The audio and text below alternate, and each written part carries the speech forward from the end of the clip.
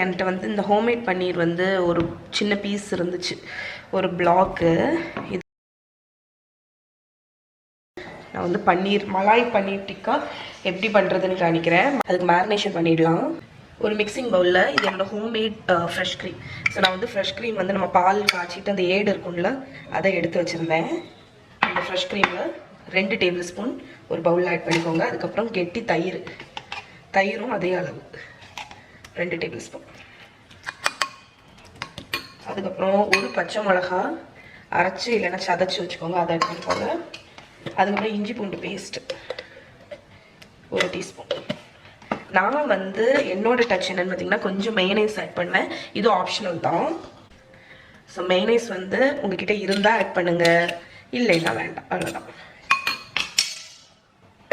தக்கன சால்ட்டு,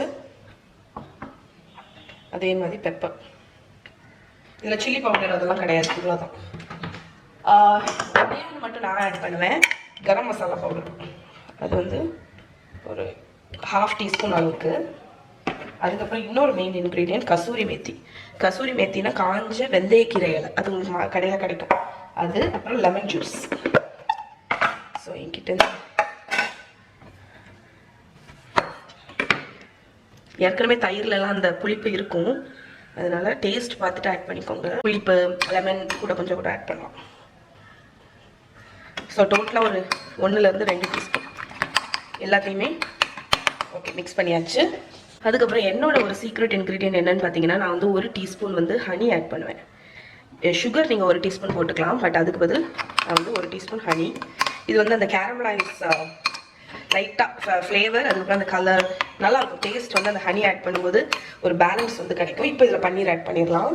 இப்போ மேரினேஷன் வந்து ரெடி. இதில் வந்து நான் வந்து 1 டீஸ்பூன் கார்ன்ஃப்ளவர் ஆட் பண்ணுவேன். இது ஆப்ஷனல் தான். எனக்கு கார்ன்ஃப்ளவர் ஆட் பண்ணும்போது என்ன தோணும்னு பார்த்தீங்கன்னா, பன்னீரில் வந்து இந்த மேரினேஷன் வந்து நல்லா பைண்ட் ஆக்கி கொடுக்கும் அப்படின்னு தோணும்.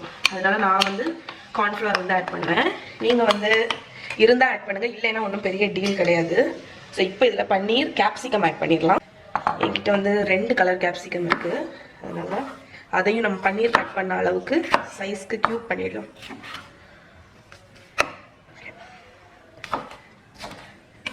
ஸோ நம்மளோட பன்னீர் அண்ட் கேப்சிகம் சிமிலர் சைஸ்க்கு கட் பண்ணிடுங்க.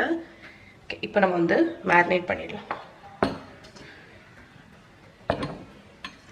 இந்த மேரினேஷனில் நம்ம க்யூப் பண்ணி வச்சுருக்கிற பன்னீர் போட்டுட்டு நல்லா டாஸ் பண்ணுங்கள். உங்களுக்கு இதில் வேணும் அப்படின்னா நீங்கள் வெங்காயம் கூட போடலாம். இதே மாதிரி க்யூப் பண்ணி போட்டுக்கோங்க.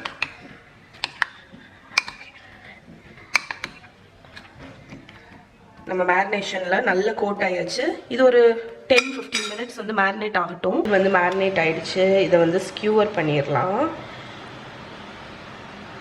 ஒன்றும் இல்லை, ஆல்டர்னேட். இது பெரிய டீல்லாம் கிடையாது. ஃபஸ்ட்டு வந்து ஆக்சுவலி இப்படி வரும். ஒரு கேப்சிகம், ஒரு பன்னீர், ஒரு கேப்சிகம், ஒரு பன்னீர்.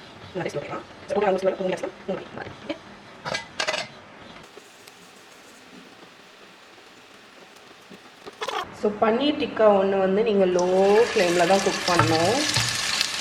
அதனால் நல்ல லோ ஃப்ளேமில் திருப்பி வச்சு நம்ம வந்து குக் பண்ண போகிறோம்.